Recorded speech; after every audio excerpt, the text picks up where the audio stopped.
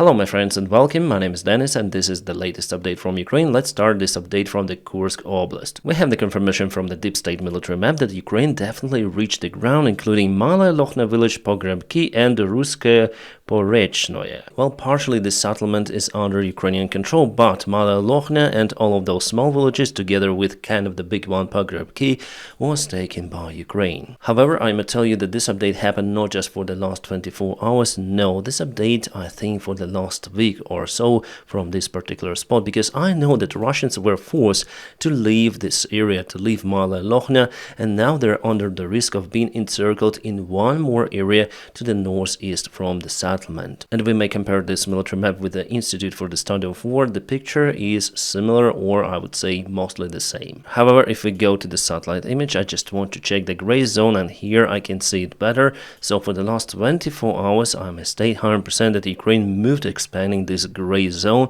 So Ukraine little by little is pushing the Russian group. They want to encircle it, for example, over here between the Ukrainian border and advancing Ukrainian troops. We know that Ukraine has some of the forces to protect the border as well in those regions. Well, after all, the situation is not good for Ukraine because Ukraine has to disperse its forces all around the front lines and now to the Kursk region. But in general, the Kursk operation is a good one, guys. Sometimes I get the questions of how long Ukraine might stay out there. Well, it's definitely hard to answer the question. Some of the experts say that Ukraine could be there till the end of the war, but we don't know of how the end of the war would look like. No one will tell you that thing for sure, but what I know that during the cold period of the year, during the winter time, basically Ukraine needs to supply more of the stuff to maintain the forces, to maintain the front lines, and it will be a critical time actually for the Ukrainian army. It's not a Ukrainian region after all, so the positions were not prepared. That's why if Ukraine wants to survive the next winter, it's better to build some of the infrastructure in this place and also dig lots of the trenches and defense lines, because it will be hard to do during the winter time then the ground is frozen. It's now September, autumn, so the winter comes very soon. Winter is coming. And Ukrainian commanders also need to understand whether they continue the offensive operation with stage 2. It should be done just right now, also because of the weather, or they just secure the ground and wait till the springtime with no active fighting. Well, there will be fighting for sure, but not significant compared to the summertime. If you look at any history of any war, you will see that the most movements are conducted during the summertime, because during the winter time there are great risks for any kind of the army. Judging on the current picture in Kursk, I think that Russia finally was able to mainly slow down the Ukrainian offensive, at some of the parts even stop it. I'm mostly speaking about this part, the eastern one. Here Ukraine definitely was stopped, but we have the movement in this area and here for sure. Also, the situation is kind of interesting in Kornevo. I expect that Ukraine will try to get the city this week, the last week,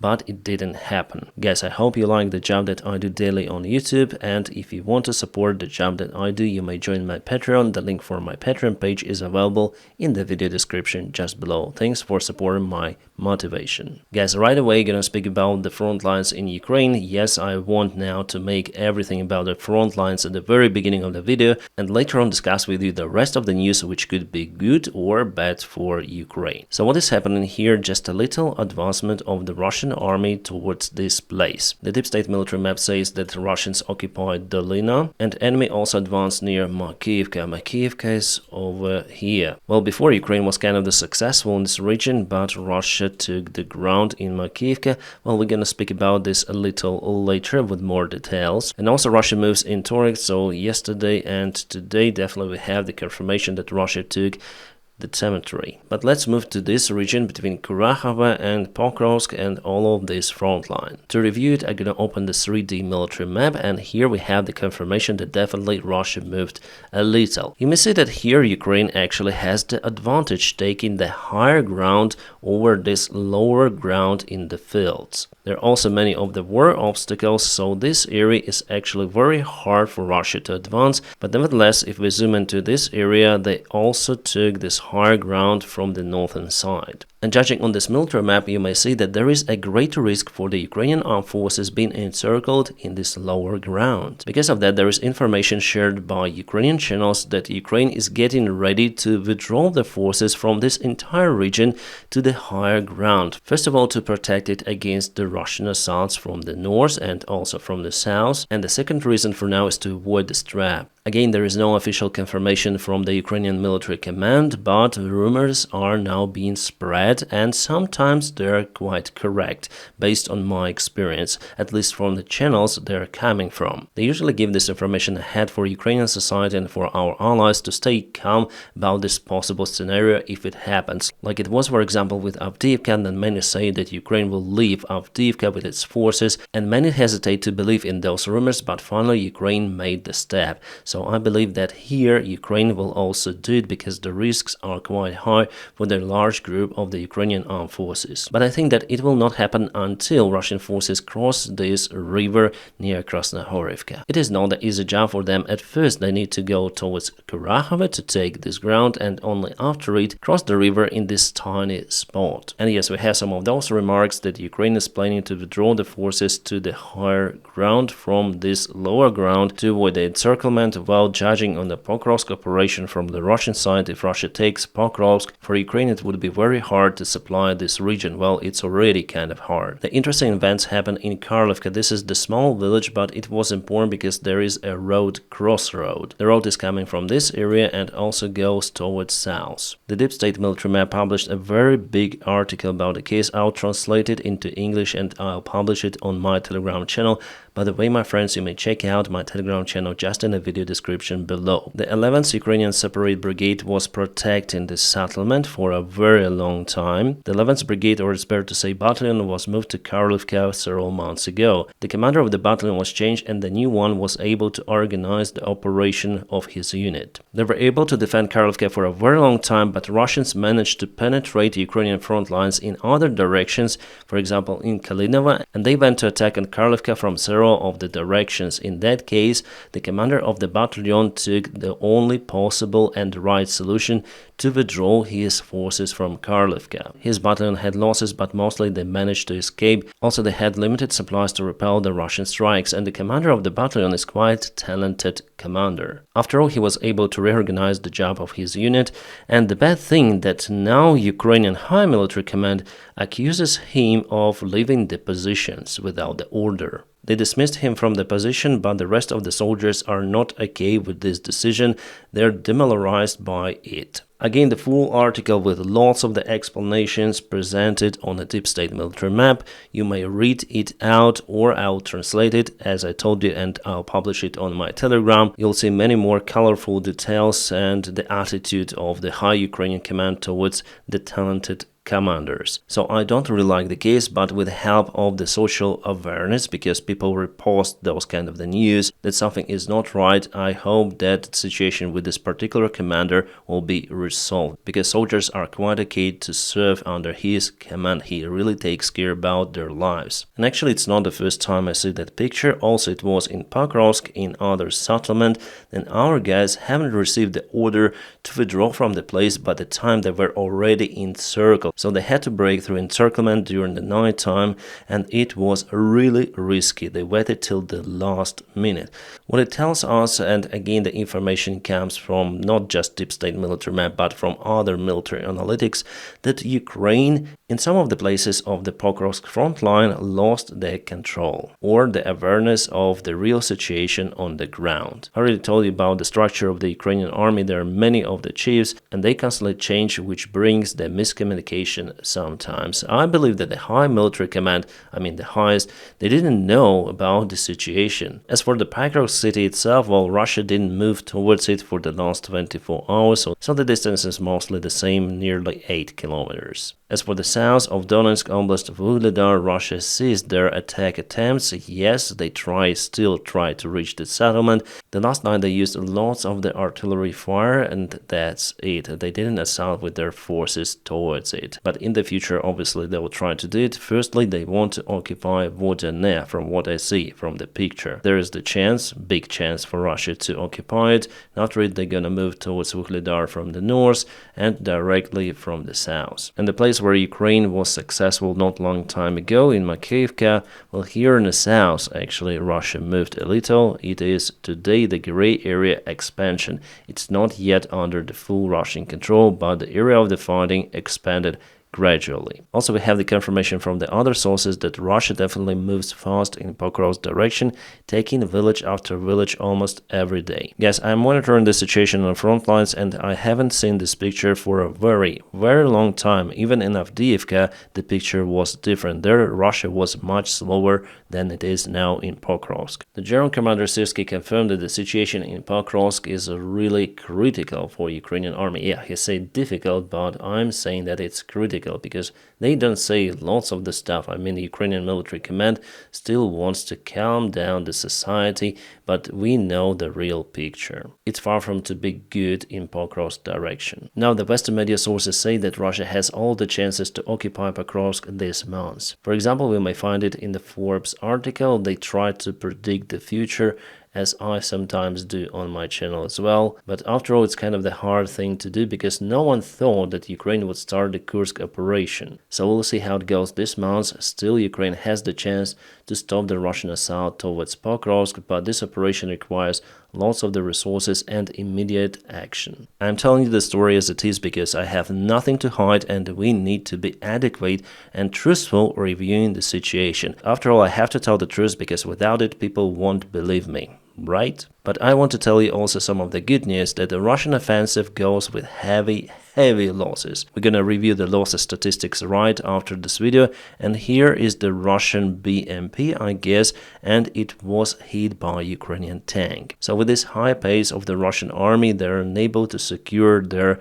new positions, and sometimes they just got ambushed by Ukraine. Because in this case, for example, Russians didn't wait for this attack, it was clear, judging on the video. Guys, I told you yesterday about the ambushment of the Ukrainian convoy in Sumy, that Russia used Iskander cluster munition and also some of the artillery. It was definitely reported as the Ukrainian convoy also by some of the Ukrainian channels too. And now I want to confirm that definitely 100% is a Ukrainian convoy, but not a military one. I guess you may see all of those supply tracks, and let me show you the actual pictures from the place. Well, actually the supply tracks were carrying grains, not the soldiers, not ammunition. Those are the agricultural machines used to transport the grains from the Sumy region to the other places. We have this information officially with the pictures. But still the news are bad because one driver lost his life. Plus those trucks are just written off together with the grain they carried. So basically Russia committed the war crime against civilians and now they want to present it as the attack on the military. Well, luckily I was able to get the truthful information about this convoy and now I'm giving it to you. And here I want to show you the Russian engineering equipment in the Kursk Oblast, some of their trucks which carry those pontoon bridges, and all of that engineering staff was ambushed by Ukraine. Russians were not even able to reach the positions where they could have built the pontoon bridge, so all of that is just a scrap metal for now. The losses for Russia in Kursk are just terrible. And one of the bridges Russia tried to fix with the pontoon, the part of the pontoon bridge, again it was hit by Ukraine one more time. Right guys, this is the losses statistics for both of the sides in vehicles in the middle of August. Usually you see most of the stuff red and blue at the very end just a little. But here Ukraine has almost equal losses with Russia, well, this day. Let's check out the other day. Almost the same. Well, this day wasn't really good for the Russian army, as you see. But here again, Ukraine almost equals with the Russian losses. It's not a good sign. But still, according to statistics, Russia loses more vehicles compared to Ukrainian army. But the ratio of the losses now is 1.45 to 1, so not even 2 to 1. I think it happened because now both of the sides are in attack missions. Ukraine in Kursk, Russia in Pokrovsk mainly. If the army attacks, it obviously has losses, more losses than usual. But in Pokrovsk direction, Russia mostly uses infantry forces without any backup from the heavy armored vehicles. That's why they have more losses now in infantry, not the vehicles. For this reason, we see that at some days the losses are almost equal. About the Patriot system which Russia claimed to hit in Ukraine, well, analytics say that that was a decoy, because there was basically no detonation. But it's been confirmed that Ukraine lost one HIMARS launcher. Also, Ukraine uses more radars, and the Russian army still uses Starlink. Sometimes they have losses in those as well. A Kremlin spokesman Peskov said that they're working on a response on Ukraine for the Kursk operation. The revenge, he said, case is inevitable. Well, so far the only revenge from the Russian side are the attacks on Ukrainian civilian infrastructure. This afternoon the sport palace in Kharkiv was attacked together with some of the post office. Russians claim that there were military inside, that it is the military infrastructure, but no. It was totally a civilian object with no military inside. I have many more pictures. I published them again on Telegram because for this platform I cannot show you those. And this is the post office in a big construction mall that was hit. But it seems like there is the revenge from the Ukrainian side. Ukraine that last night hit lots of the Russian infrastructure. First of all, Russian oil refineries and their power plants. The critical Russian facilities were hit not far away from the Moscow city and one inside Moscow itself. There is the oil refinery and here are a couple of the power plants. Plus there were drones spotted in many other areas. Russians reported about 158 drones that Ukraine launched on the Russian territory. It's a record attack from Ukraine. About the Russian oil storage facility that was on fire for the 5 consecutive days, well, it's been reported that Russia lost at least 9 of the tanks and 4 tanks were severely damaged. Probably all of the oil inside is unusable. As you see, Ukraine mostly aims towards the Russian energy infrastructure and the military objects. But sometimes drones may lose control, as for example this one fell right into the private sector somewhere near Moscow. Well, maybe something went wrong with the drone system itself, or it was just jammed by the Russian electronic warfare. But what saved Russian civilians that the drone didn't detonate? Yes, it crashed, but the shell itself didn't explode. Unfortunately, today there was the crash of a Me-2 training helicopter in the Kharkiv Flight Academy. There were 2 persons on board and unfortunately both of them lost their lives. The Me-2 helicopter is used mostly for the training flights, but also could be used for transportation of the relatively small cargo. The helicopter looks like that. Strange pro-Russian people went on a meeting against military support of Ukraine in the city of Munich. It's Germany, and here you may see even the Russian flags. Keine Waffenlieferungen to Ukraine, and here you can see the Taurus missile which haven't been supplied to Ukrainian army. Russland plus Deutschland gleich Freundschaft. Yeah, genau.